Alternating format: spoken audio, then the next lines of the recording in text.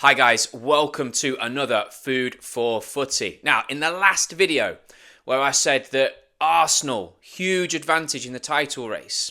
Okay, if you haven't seen that video, go and check it out.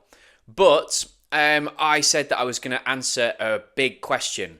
Is Slim Chickens better than KFC? So I've got my Slim Chickens here. Okay, really enjoying it so far. What I love about Slim Chickens is actually it comes with this, they call it, I think, the Texas Toast. It's a nice addition, okay, a nice addition. The chips, now, do you know what? For years, KFC chips, I think they were always quite subpar.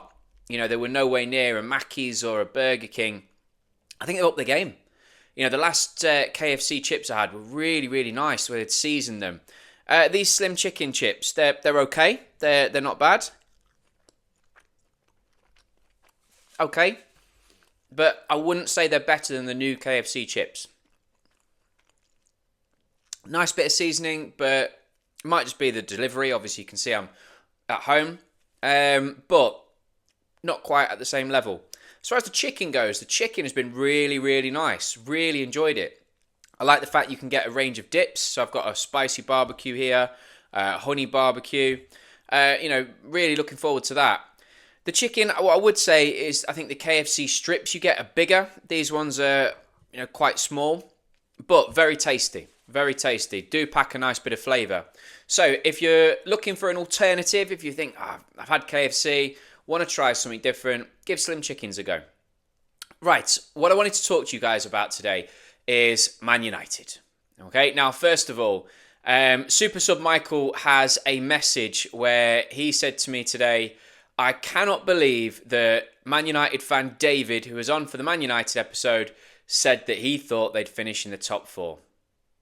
Now, I think if you remember at the time, that was an outside the box statement. I did give David a yellow card for that. Michael does believe that should have been a red. And hey, look, we all thought Amarin might come in. There might be some sort of impact. But it's not looking good for them. You know, I'm not going to say much because we lost to Nottingham Forest at home, but it was a bit of a shambles yesterday. And then I think the biggest thing that happened for Man United in the last few days is that Dan Ashworth has left the club by mutual consent. So this is the guy that comes in from Newcastle in the summer. This is the guy that is supposed to then be heading up transfers, be making these key decisions. 5 months in, and he's gone. This is madness. This is absolutely madness. And this really does sum up the shambles of the club. And I think if we look at Man United, I saw something that said that they've had, 3 managers, in the space of the last few years. Absurd. Absolutely absurd. I suppose they've had Ten Hag, they've had Van Nistelrooy, not even the last few years, just this season. Ten Hag, Van Nistelrooy, and then Amarin. Absolutely ludicrous, but it lacks a real vision. It lacks a real, sense of direction of where this club is going.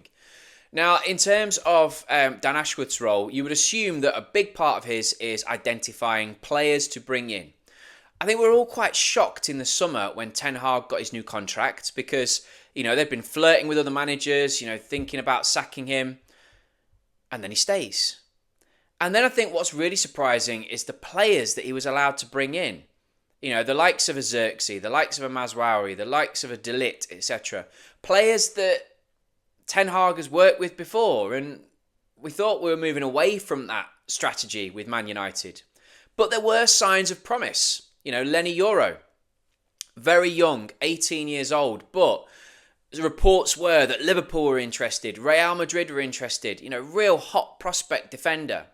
And Man United, yes, overpay, okay, but they've made a big statement there. They've said, we are going to get this future prospect, this talented kid, the kid that's been compared to the likes of a Varane when he was at Man United. And they went and got him. Then Ugarte, okay, and people said that maybe Ugarte was Amarin's first signing, actually, and the fact that it was get him in, knowing that Ten Hag, when things went bad, or if things went bad, Amarin was ready. So, then getting rid of Dan Ashworth. It seems crazy. It seems crazy. Can we really blame him for one transfer window? Whereas actually, on that Man United episode, I said, well, the club can say they've given Erik ten Hag everything. You know, they can't turn around and say, well, you know, they sacked him, but they didn't back him. They backed him and then some. Okay, so it's I get it. I get why they did it.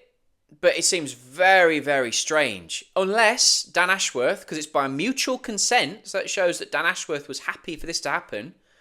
Maybe Dan Ashworth sees the sinking ship. You know, maybe Dan Ashworth sees that actually Man United are not going to have a good season and the future looks very, very bleak. Who knows? It's not been a good start. It's not been a good start. They find themselves in the bottom half of the table, and this is just another thing for what was such a great club. Now, look, me as a Liverpool fan, I'm loving every minute of it. But this is one of the elite clubs in English football. You know, as much as I, dislike Man United, and my Man United friends, they all say it's because we ruined your childhood, and they did. They were winning everything. You know, if you go back and look on YouTube clips, you can see the team of the 90s and the early noughties dominating English football. But look at them now. Look at them now. And this just feels like another quick knee-jerk decision. Another decision that sends the club in yet another direction.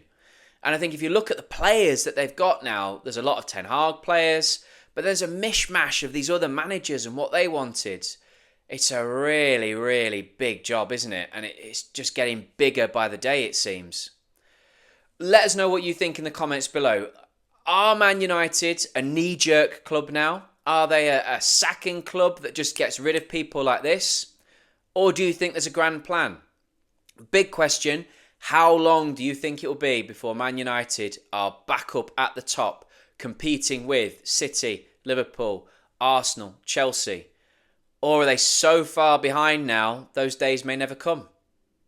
Let us know what you think in the comments below. And as always, thanks for watching. See you later.